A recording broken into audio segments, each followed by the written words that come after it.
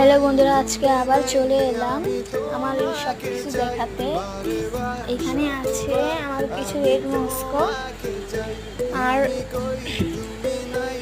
আর এখানে আছে আমার ব্রিডিং ট্যাঙ্ক। এখানে এই মাছটা এখনো বেবি দেয়নি। আর এখানে আমার মলি ফিশটি উপরে উঠেছে, সাথে একটা গাপ্পি ফিশও উপরে উঠেছে। আর এখানে দেখতেছেন যে আমার বাজরিগার পাখি যেই খাবার নষ্ট করে সেইগুলো আমি মাটিতে দিয়ে দিয়েছি। এখানে কিছু কিছু গাছ ছোট ছোট উঠেছে।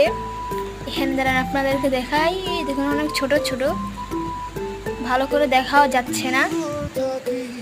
এইগুলো আমি 2 দিন আগে দিয়েছিলাম, আজকে উঠেছে ছোট ছোট। এইগুলো ঘাসগুলো বড় হলে আমি পাখিকে খেতে দিব।